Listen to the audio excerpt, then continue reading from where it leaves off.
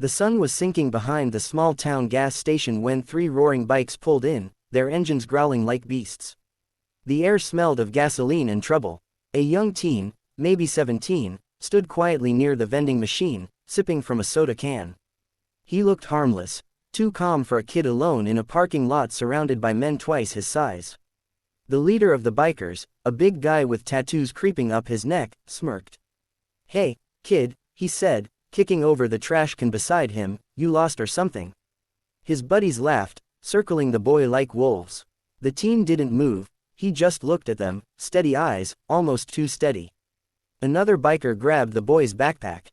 "What's this? You hiding something in here?" The boy's hand twitched, but he stayed quiet. That only made them laugh harder. "Oh, he's scared," one mocked. "Should have stayed home, little man." The teen finally spoke, his voice calm but low. "You should stop now." That made them pause for a second. Then the leader leaned in closer, grinning. "Or what? You gonna call your mommy?" The boy didn't answer. Instead, he slowly put down his soda, zipped his jacket, and said quietly, "No. I don't call anyone. I was trained not to." Something shifted in the air, the laughter faded. The leader frowned. "Trained? What's that supposed to mean?" The teen's eyes met his. "You'll find out." Before the man could reply, the boy moved, fast. Too fast. In one clean motion, he caught the biker's wrist, twisted it behind his back, and dropped him flat on the ground before anyone could blink. The other two froze, wide-eyed, as the leader groaned in pain. The kid stood tall now, his calm gone, replaced by quiet fire. "I told you to stop," he said, voice steady. "I don't like fighting, but I don't lose." The parking lot went silent, except for the slow hiss of the soda can rolling away. The bikers suddenly realized this wasn't some scared kid.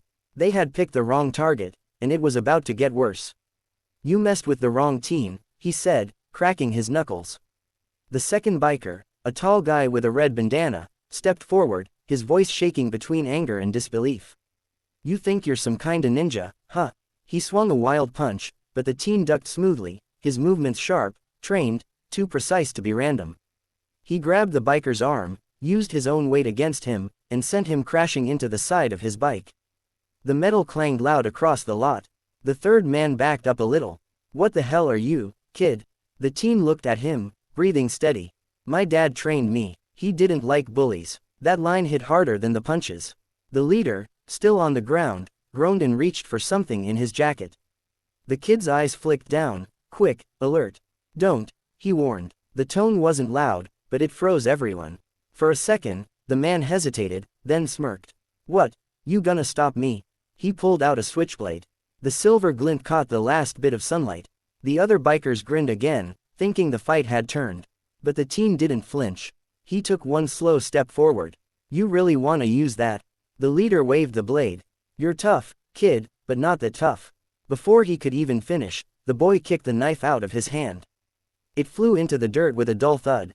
Then, in one motion, he swept the man's legs and pinned him down. The bikers didn't move this time, they just stared. "You don't scare me," the boy said quietly. "You never did." The leader looked up, breathing heavy, sweat rolling down his face.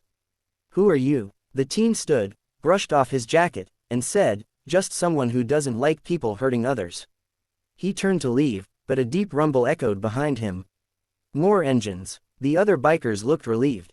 "Our crew's here," one muttered. The boy stopped, eyes narrowing as 5 more bikes rolled in. But instead of fear, a small smile formed on his face. He whispered under his breath, "Good, let's finish what you started." The 5 new bikers pulled up in a half circle, engines rumbling like thunder. Dust rose around them as they cut their motors and stepped off.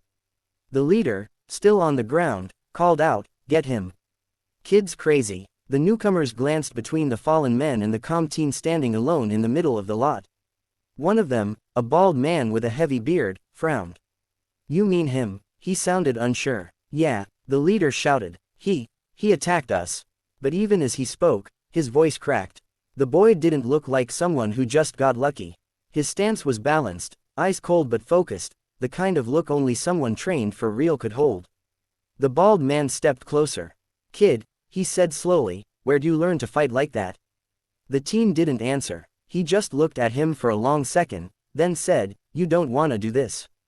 That made the bikers laugh again, but there was nervousness behind it this time. "Big talk for a kid," one said, spitting on the ground. "You alone out here?" The boy looked at him, then at the patches on their jackets. A small smile tugged at his lip.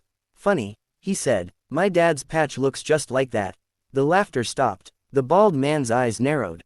"What did you say?" The teen reached into his pocket and pulled out a small leather badge. It was worn but clearly marked with a symbol the older bikers instantly recognized, an eagle with crossed lightning bolts. Their expressions changed fast, from anger to pure shock. One of them took a step back. That's the Iron Hawk's badge," he muttered. The boy nodded. "My dad was one of you. Until you betrayed him." Silence. The first leader's eyes widened. "Wait. Your dad was, no way." The teen's jaw tightened. "Yeah, Jacob Rowan. You left him for dead 3 years ago on Route 19. The bald man froze. The others shifted uncomfortably. "Kid," he said quietly, "you don't understand." "Oh, I understand," the boy cut in.